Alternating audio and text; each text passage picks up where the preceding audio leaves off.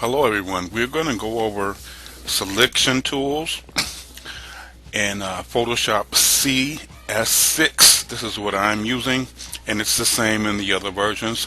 Selection tools are what you use to, let's say, cut your item out from your background. It's called an extraction, really, but it's what there are various selection tools in Photoshop that you can use to cut them out. Some of them are rather quick, and some of them take a little bit longer to get the grips of or even master. But they provide a much more accurate way and give you more control to cut out what you want to use, especially when it comes to composites and things like that.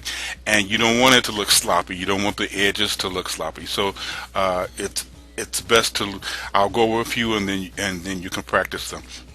Now, one of the easiest ones is the marquee tools, and then you have the rectangular and the elliptical. The rectangular is just what it says. It's a square. If you hold the shift key down, you get a perfect square. Now, but if you don't, you get all kind of rectangles that you want. If you want to cut something out, and when you're holding your left mouse key down and dragging this out, and when you release, you get a selection. The selection is what is you're going to use to copy and paste or make a mask for whatever it is that you want to take out from the background. Another one is, in this same family, is the elliptical marquee tool. It forms an ellipse, an oval if you want to call it. If you hold the shift key down with this one, you'll get a perfect circle. Now with these tools and all the tools, once you get you release and you get your selection, you can feather them as much as you want. The feathering means that you won't have a hard line. It will gradually fade out, from that selection. So you can feather this whatever you want, whatever you think you need. It can be, if 0 is an absolute hard line, and the more pixels you use, the more it's feathered. Now everything that you want to cut out is not in a square or in a circle. So you can come down to these other tools. Some people use the lasso tool. The lasso tool basically is like drawing. You hold your mouse key down, your left key down with the mouse, and you kind of draw. This is on the wrong one. Let's go back. Go back, deselect. The lasso tool.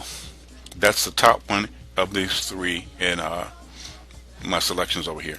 The lasso tool, you draw basically like a pencil.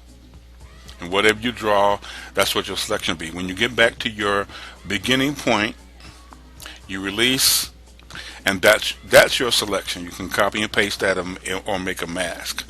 The other one in this family is the polygon lasso tool. It does straight lines. So you just click,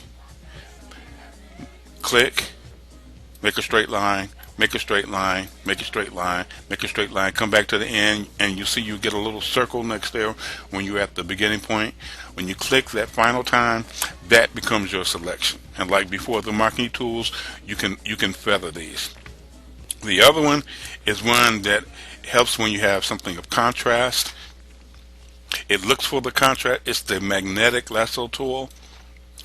Once you click your first lasso point, and you just kind of not even drawing but holding down, and you'll see it makes little anchors. It reads the contrast. You can select how many anchors you want to have. That depends on what your object is. And when you get around to the end, or actually the beginning, you get your little circle. When you release, you have your selection, and you can copy and paste. Now when I say copy and paste, what you can do to extract this from the background, so if you're not sure, one way is to go to edit, copy, and then paste that, and you'll see that it's on a layer. It puts it on a layer by itself. Or get rid of that.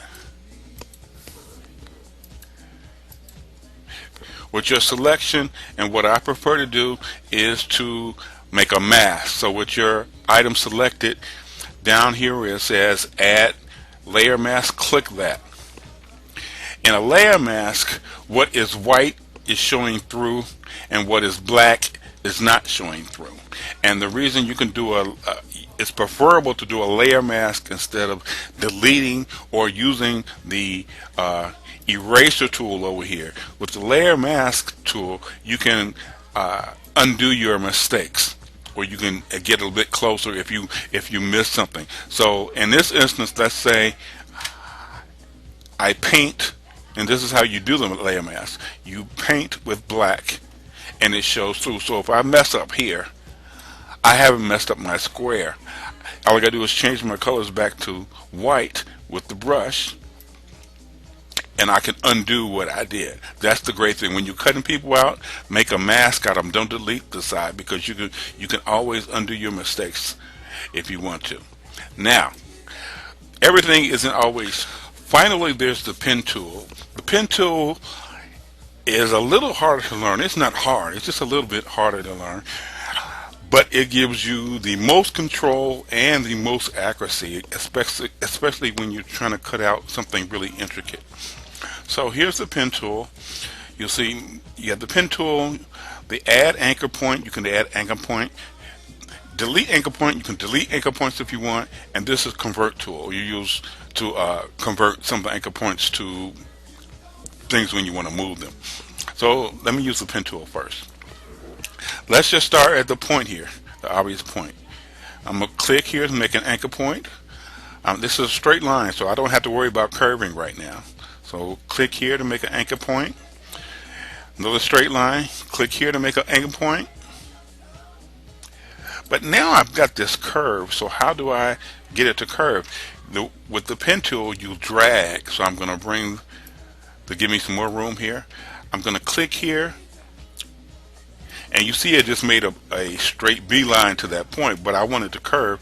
So with still holding this down, when I click, I drag, and you get these direction bars. You see these direction bars? I drag my direction bars to fit the curve. See how that goes? Now, I only want to use one direction bar because I want to go back to this point here at the bottom of the arrow.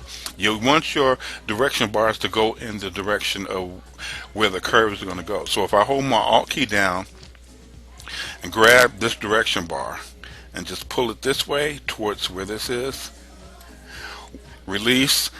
Now when I click the pen tool again, it's going to put an anchor point there. A straight line, that's all I need.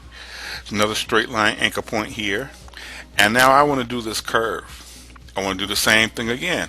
I'm going to click here. You want to use as few anchor points as you can. You could put a few here, but it just makes it harder sometimes because you have to straighten out these curves, and they don't really look like curves if you weren't perfect. So if you just click here, you see you got that straight one again. Then just draw your direction bar out till you get it right where you want to.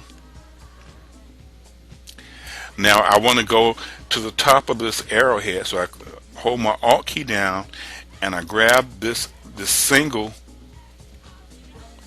direction bar here. I want to go in this direction, then release, then I click here, and I click here, and I get the little circle, right? So I click here, and that closes out my selection. Now, with the pen tool, it doesn't automatically make a selection when you close out your path, because what the pen tool does is it makes a path.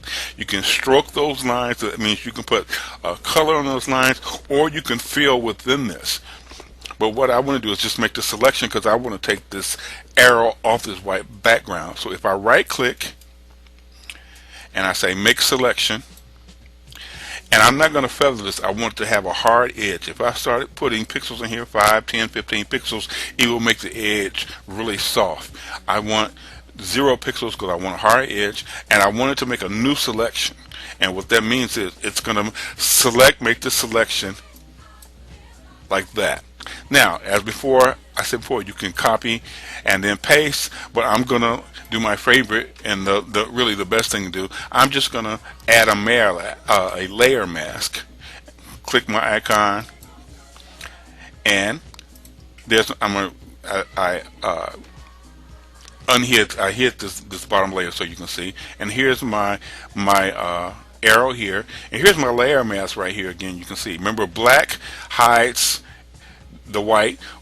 white shows through. So again, if I messed up with something and I accidentally erased something, if you did the eraser tool, you couldn't get that back. But with the mask, as long as you clicked on the mask, because you can click on both of them. If you click on the mask and you paint with white, I can undo the mistake I just did. And I hope this was helpful to you. My next few videos are going to be a project of making a mixtape for of a Jay-Z mixtape. So follow that along. I'm going to use these tools and everything, and a few other tools along the way to show you how to put these composites together. Because that's basically what the mixtapes are. They are composites.